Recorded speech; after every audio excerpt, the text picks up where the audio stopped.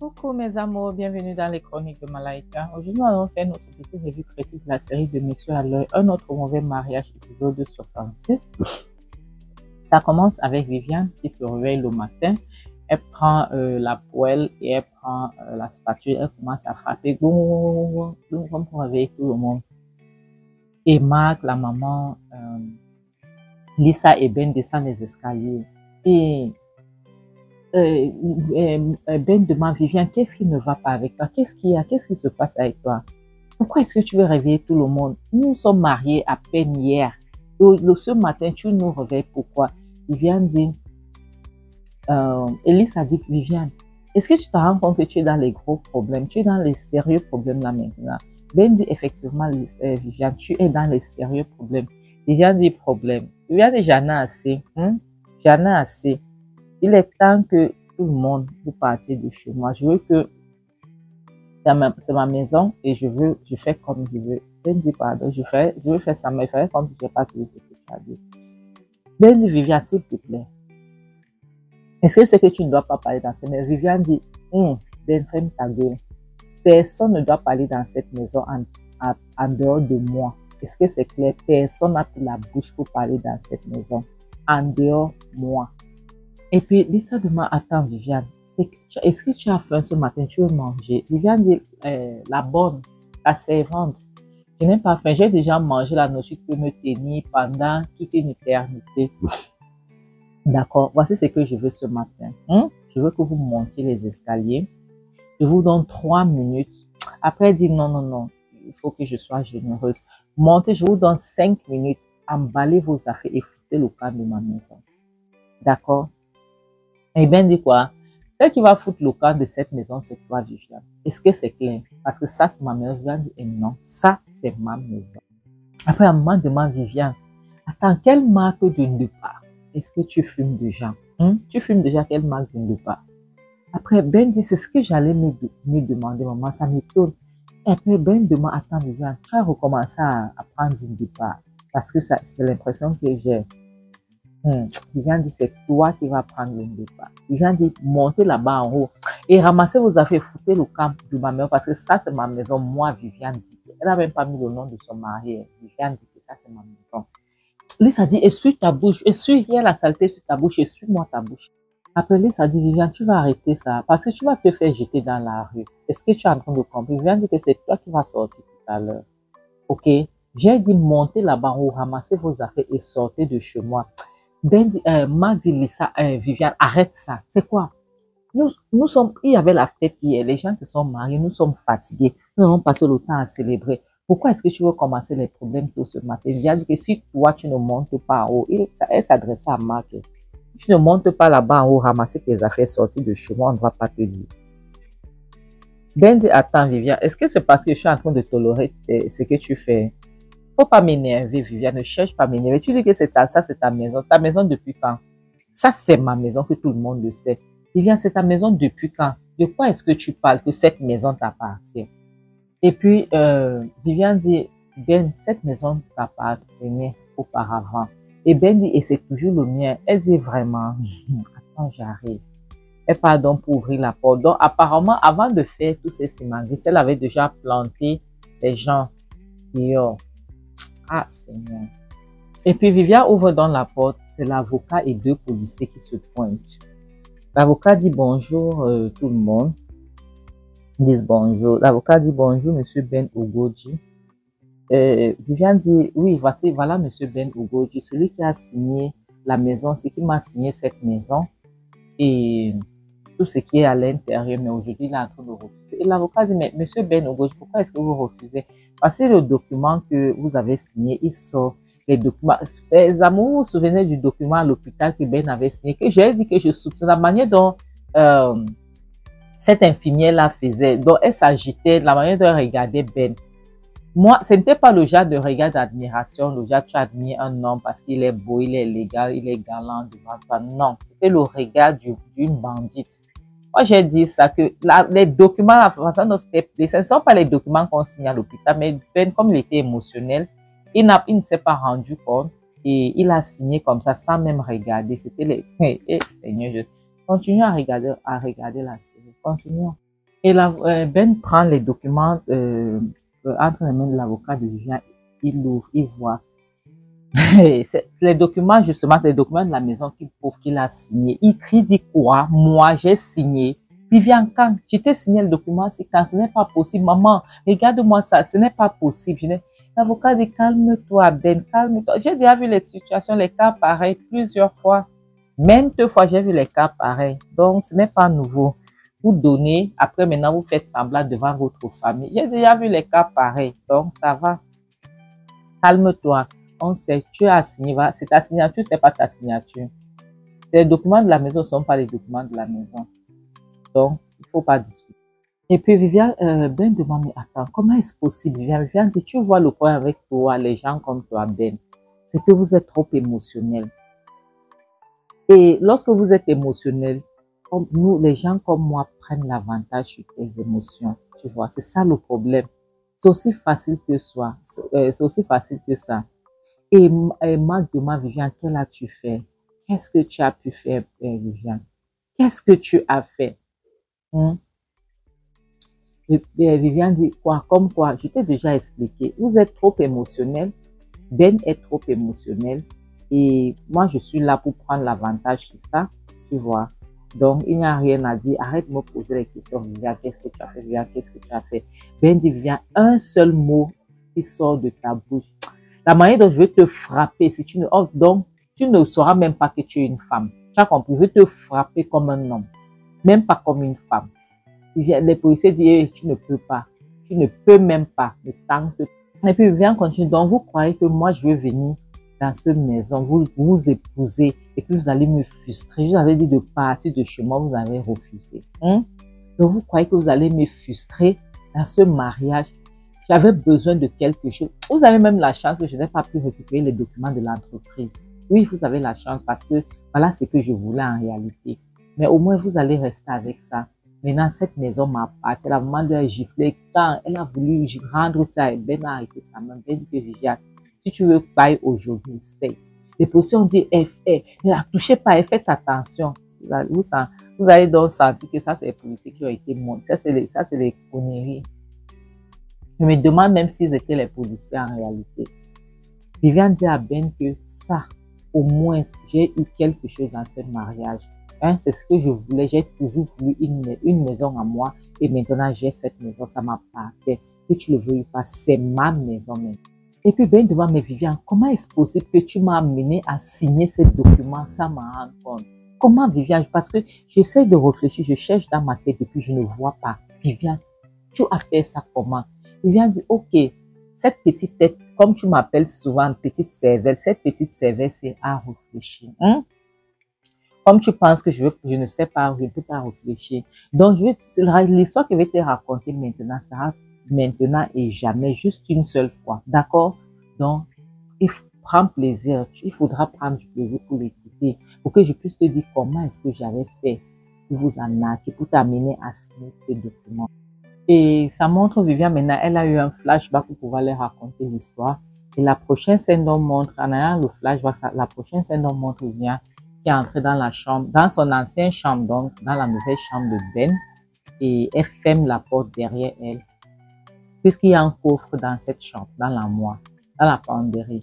Elle ferme, elle ouvre la penderie, elle voit le coffre est toujours là. Elle avait la clé du coffre. Donc, en quittant la chambre, lorsqu'on les a dit de déménager, elle avait volé, elle avait toujours gardé une clé des coffres. Maintenant, elle ouvre le coffre, elle se dit que Ben a changé le mot de passe, elle met d'autres mots de passe. 2 fois, elle ne parvient pas, elle ne réussit pas. Et maintenant, elle décide maintenant de mettre un autre mot de passe. Elle met le mot de passe qu'elle connaissait, elle met dans sa donne. Elle ouvre le coffre, alors elle récupère les documents. Elle cherchait le document, précisément ce qu'elle voulait sur le document de l'entreprise. Elle cherche, elle n'a pas trouvé. Elle dit qu'elle prend, elle dit que, ah, donc ce n'est que le document de la maison qui est là. En tout cas, c'est quelque chose, j'aurais quand même quelque chose. C'est comme ça, donc, elle récupère les documents de la maison et elle sort. Elle sort de la maison avec le document, elle cache ça dans elle, elle sort avec. Et maintenant, la prochaine scène montre donc Viviane qui était dans la rue, en fait, qui était dans son véhicule avec une infirmière qui travaillait à l'hôpital attends, qui était là-bas dans cet hôpital-là? On avait amené qui là-bas? Il y a quelqu'un qu'on avait amené dans cet hôpital. Ok, l'hôpital où on avait amené Viviane. L'hôpital où on avait ramené Viviane. L'hôpital où, comment il s'appelle? Lisa était lorsque Viviane avait connu avec la voiture.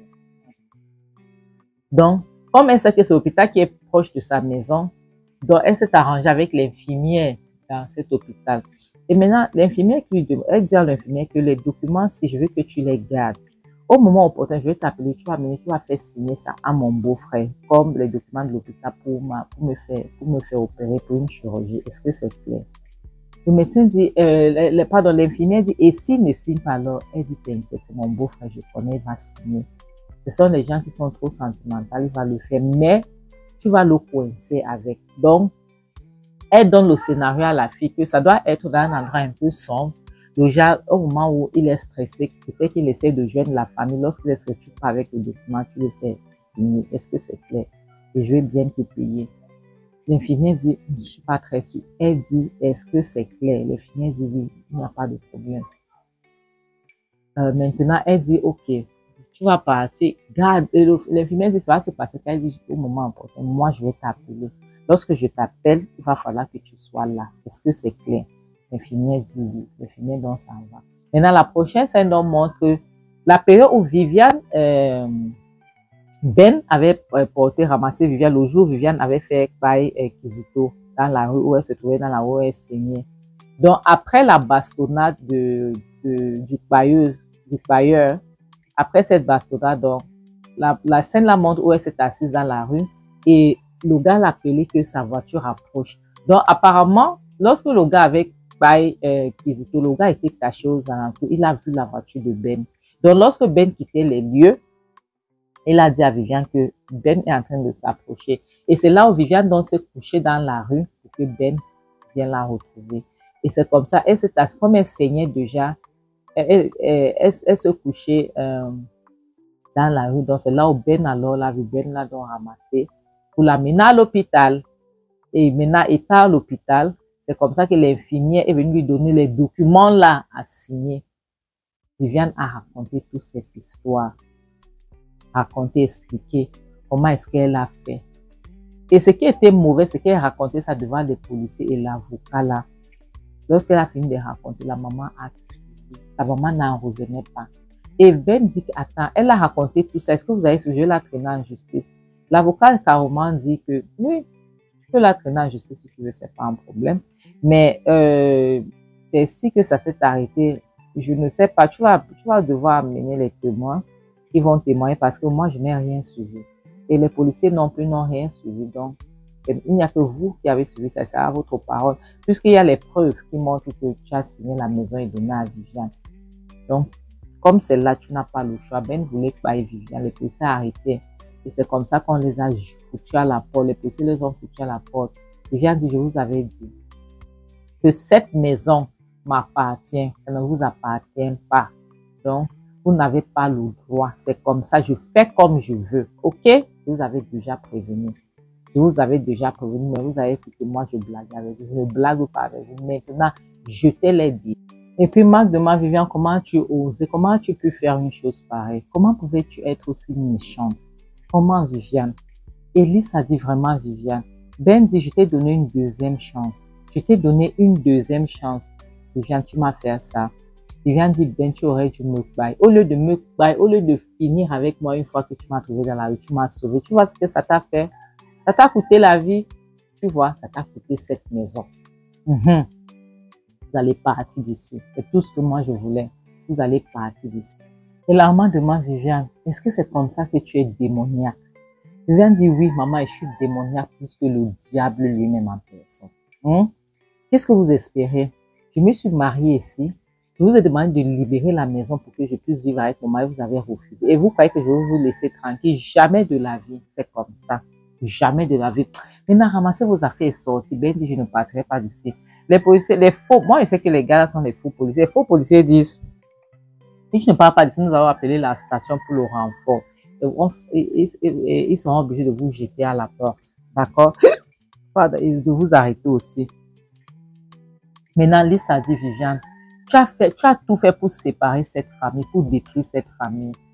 Tout ce que tu as pu obtenir, c'est la maison, c'est tout. Mais le lien familial a toujours resté. Ça demeure toujours, Viviane. Ok?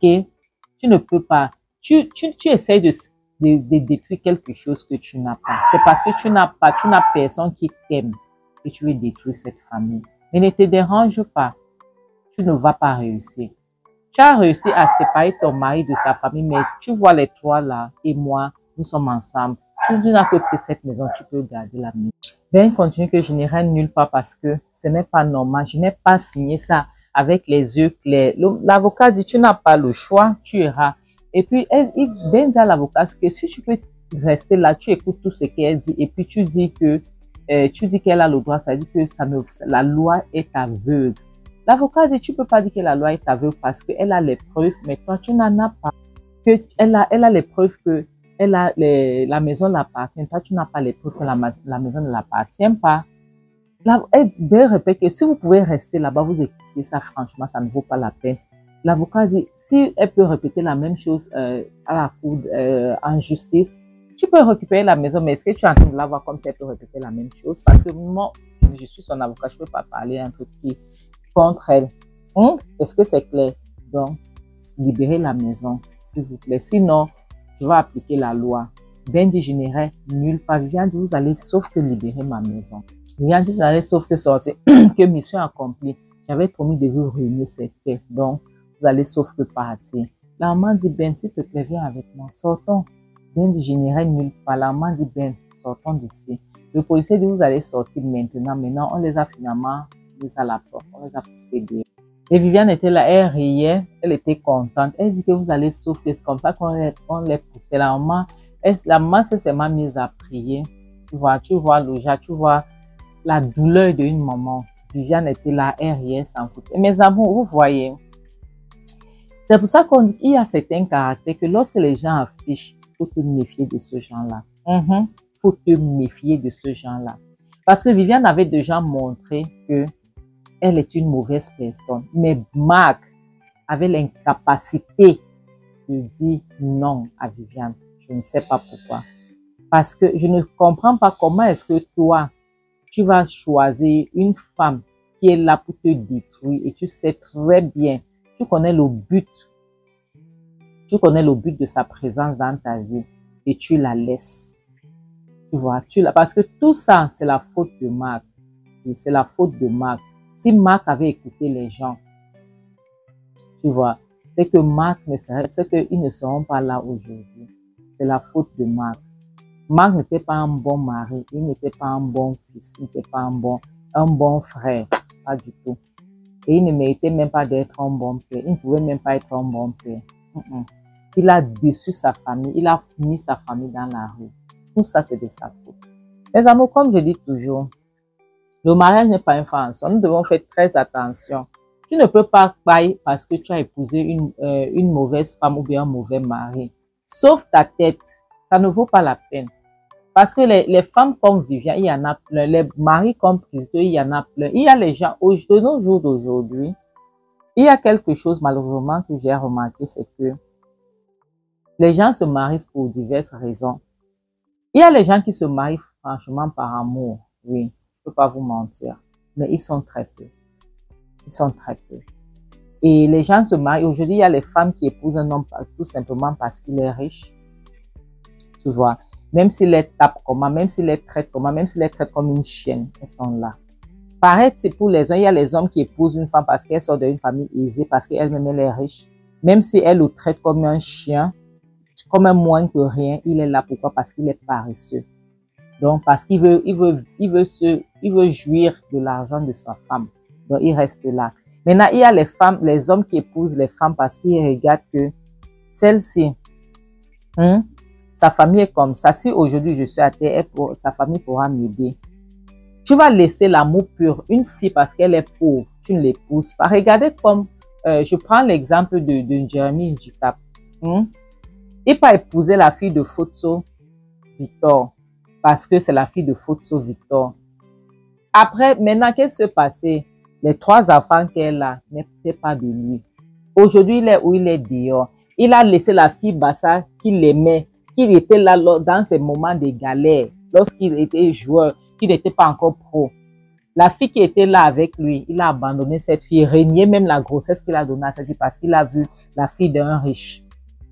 Aujourd'hui, qui pleure parce qu'un autre homme a épousé cette fille Bassa, adopté cet enfant.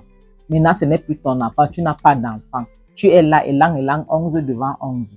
Oui, tu n'as rien. Vous voyez, dans la vie, épousez les gens que vous voyez que non, j'aime cette personne, que même s'il n'y a pas l'argent, je vais rester avec cette personne. Que cette personne a un bon cœur. Épousez le cœur de quelqu'un, pas le corps. Parce que le corps vieillit. Le corps, là, demain peut avoir un accident. Aujourd'hui, c'est un beau corps. Demain, ça peut être un corps laid, peut-être brûlé avec l'acide ou bien le feu. Est-ce que tu vas toujours aimer ce corps? Par contre, si tu as épousé le cœur, tu aimeras toujours ce corps. Le corps, là, puisque ce n'est pas ça que tu as épousé le cœur. Épousez le cœur, mes amours. N'épousez pas la main. N'épousez pas la poche. N'épousez pas le cœur. S'il vous plaît. C'est ce que je veux m'arrêter. Comme je dis toujours, le mariage n'est pas une fin en soi. C'est la même personne au paradis. Votre santé mentale est très importante. C'est ça que je dis toujours, vaut mieux être seul que d'être mal accompagné. En bon entendeur, salut, bisous. Bye.